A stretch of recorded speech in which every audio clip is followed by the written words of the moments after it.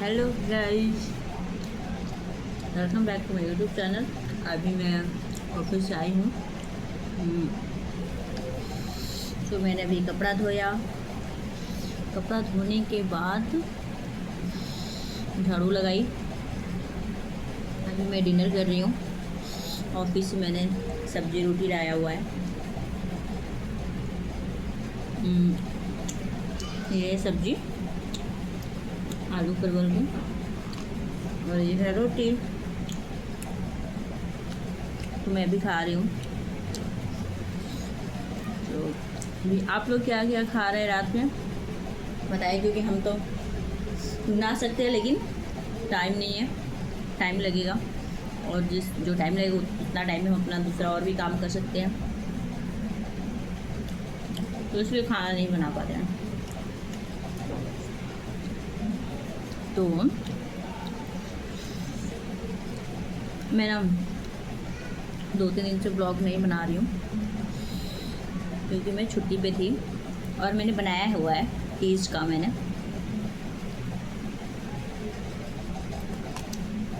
अभी मैंने पोस्ट नहीं किया है, करूँगी। टाइम नहीं मिला मेरे को भी। तो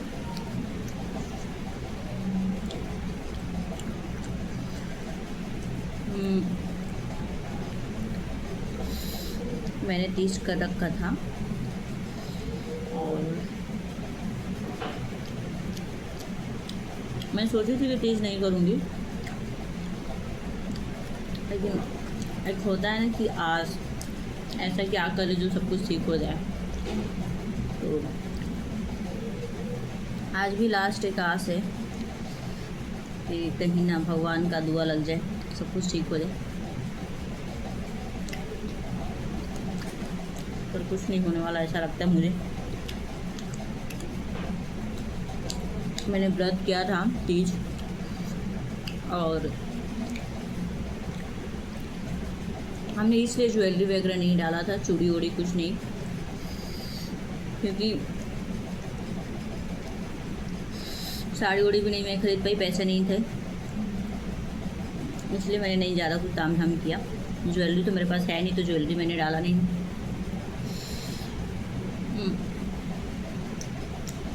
मैं जैसी थी वैसे सिंपल सादा मैंने किया है, कोई दिखावा नहीं। भगवान ये नहीं कहते कि मेरे लिए सजो सजो। और हाँ, जब पति है ही नहीं तो फिर सज धज के क्या किसको दिखाना है ना। और मुझे लगता है कि देखो, ऐसा बहुत सारा, मैं आज से पिछले 2 साल में जाऊँ तो मैं 6-6 महीना में बिना कुछ खाए पिए सिर्फ और सिर्फ पानी पे मैं रही हूँ। तो ऐसा बोला जाता है कि तीज रखने से पति का लंबी उम्र है, और ऐसा कुछ मैं नहीं मानती हूँ। एक ये होता है बस प्यार का दिन होता है, लड़कियाँ सस्ती समझती है पति के लिए, अपने खुश करने के लिए ऐसे दूसरे का अट्रैक्शन होता है, ये चीज़ के लिए होता है। बाकी ऐसा नहीं मेरे लगता है, मेरे ख्याल से, कि भूखने से पति का लंबी उम्र हो, ऐसा नहीं है। और सिर्फ पत्नी ही क्यों करे, अगर पत्नी को थोड़ी ना नीड से कि मतलब लंबी उम्र रहे। इट मीन्स कि यही पूरा दिख क्या रहा है कि मतलब टोटली लड़की डिपेंडेंट है पति पे, इसलिए लंबी उम्र के लिए वो इतना उनको चिंता पड़ी रहती है। और पति को नहीं टेंशन रहता है, क्योंकि उनको पता है मर जाएगी तो फिर दूसरी आएगी शादी करके। और एक लड़की को सोचना पड़ता है, मर जाएगी तो कौन शादी करेगा, मर जाएगा तो हस्बैंड छोड़ देगा तो कौन शादी करेगा, कौन हमें समाज में एक्सेप्ट करेगा। 10 तरह की बातें होती हैं, और इसका टोटल जड़ यही है कि लड़की जब तक अपने पैर पे नहीं खड़ा होगी तब तक ये सारी चीज़ें चलता रहेगा। और ये देखो, हमको ना मर्यादा में रहना, और सारे अपने रूल्स को, रेगुलेशन को, जो भी हमारा फेस्टिवल वगैरह है, हमको अच्छा लगता है, एंजॉय करना हमको बहुत अच्छा लगता है। लेकिन जो एंजॉय का तरफ ऐसा नहीं है कि रिस्ट्रिक्शन नहीं, अगर कोई मुझे बोले कि नहीं आपको करना है, घूंघट लगाना है, पर्दा में रहना है, तो नहीं। हमको मालूम है कि हमको कितना तक रहना है, कब करना है, मुझे पता है। ठीक है। तो ऐसा नहीं, अगर ऐसा देखा जाए तो पति को भी होना चाहिए कि पति भी रखे अपने वाइफ के लिए कि मेरी वाइफ पूरी ज़िंदगी मेरे साथ जन्म तक रहे, साथ बच्चन का ख्याल रखे। मेरे ख्याल से ऐसा लगता है कि पति को भी रखना चाहिए 30 व्रत। तो मैंने ऐसा मानती हूँ, मेरे ख्याल से ऐसा होना चाहिए। अंडरस्टैंडिंग की अगर बात किया जाए तो मेरे तरफ से यही लगता है कि होना चाहिए। बाकी सबकी अपनी अपनी, मेरा तो कोई है भी नहीं, तो मैं किससे उम्मीद रखूँ। बस एक संतुष्ट के लिए एक लास्ट आशा रहता है, उम्मीद रहता है कि शायद कहीं ना कहीं कुछ ठीक हो जाए, लेकिन मेरे को लगता है कि कुछ ठीक नहीं होगा, क्योंकि मैं 2.5 साल से केस लड़ रही हूँ। मुझे ना अभी तक से मेरा बिफोर चार्ज जो गवाही हो तो भी नहीं हुआ है, मतलब कुछ नहीं। तो अब मैं सच में, अब मैं धीरे धीरे हार में मान रही हूँ। हार इन द सेंस में हार गई सब जगह से, और मेरे पास इतना हिम्मत नहीं है कि मैं लड़ूँ, फालतू का पैसा वेस्ट करूँ, क्योंकि मैं उतना रिच फैमिली से नहीं हूँ। और समझदारी, ये रिच फैमिली से भी रहती तो मैं शायद इतना, मेरे पास टाइम नहीं है कि मैं उसके लिए लड़ूँ। और वो जितना जो सोची भी नहीं थी उतना मेरे को गिराया। तो हमको गिरने में कोई दिक्कत नहीं है। हमने माफ़ी मांगा, हमने उससे भीख मांगा तक से। हमने ये भी बोला कि ठीक है तुम उसको भी रखो, मेरे को भी रखो, चलेगा, लेकिन एटलीस्ट रखो। उसके लिए भी नहीं रेडी। तो ठीक है, नहीं रखना है तो एटलीस्ट हमको 1 टाइम सेटलमेंट कर दो, उसके लिए भी नहीं रेडी हो रहे हो। एक होता है ना कि सब कुछ एक एज में अच्छा लगता है। तो मेरा खैर एज नहीं था,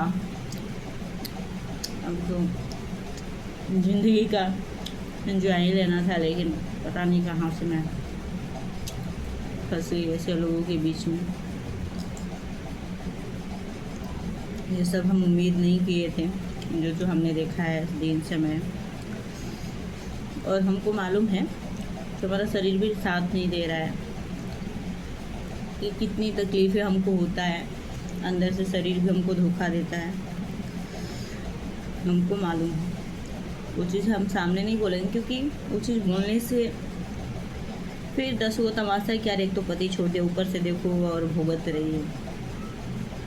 इसलिए मैं नहीं बताना चाह रही हूँ।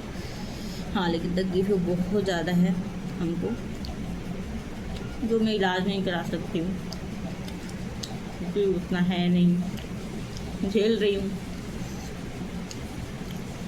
तो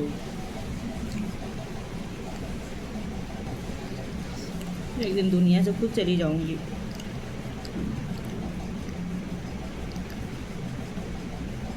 अब हिम्मत नहीं है उतना लड़ने का यार। बस हम जैसे हैं, अब जो भी चल रहा है चलने दे रहे हैं, अब कुछ नहीं ठीक करना है।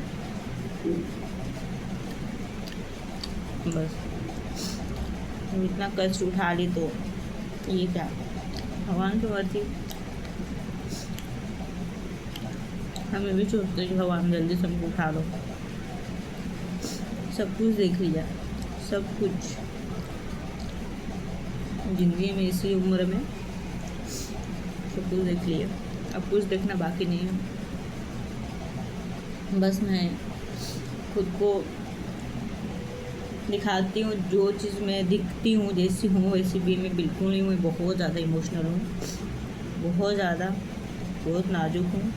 और ये सब बच्चे वाले हरकत करना, क्योंकि बस हम खुश रहना चाहते कैसे भी करके। बस अब वो मैच्योरिटी सब कुछ हाँ जहाँ दिखाने में दिखाऊंगी, लेकिन अब सब ख़त्म हो चुका है। इमोशंस, फीलिंग्स, ज़िंदगी क्या होता कुछ नहीं, बस माँ बाप का रहता है यही डर है। इसी वजह से हम, वो लोग की वजह से अभी तक जिंदा है, माँ बाप की वजह से, क्योंकि वो लोग ने मुझे नहीं अभी तक से छोड़ा है।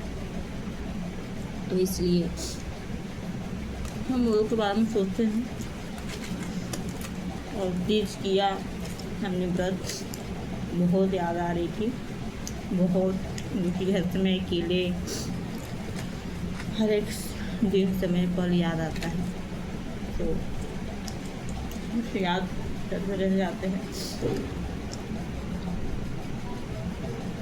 भगवान नहीं चाह रहा है कि हमारा खुश हो, क्योंकि हाँ सच में अब मैं एक्सेप्ट मानती हूँ, सच में मैं मजबूरी हुई, नहीं मैं किसी की एक अच्छी बेटी बन पाई, नहीं मैं किसी की एक अच्छी बहू बन पाई। बहुत मैंने कोशिश किया खुश करने का, लोगों को, खुद को बर्बाद कर दी, कुछ नहीं मिला अंत में।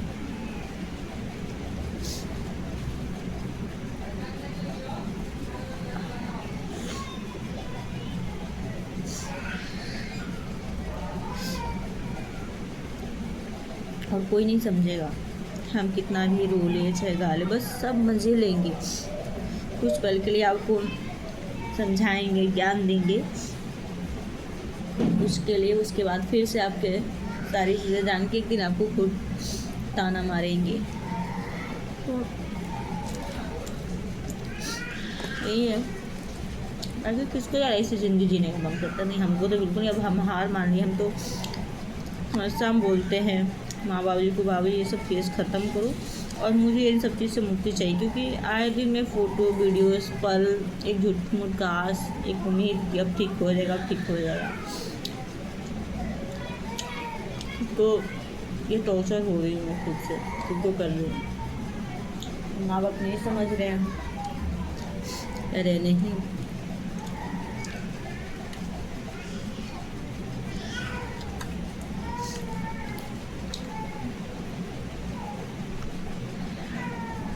ठीक है गाइस, तब तक बाय बाय, गुड नाइट।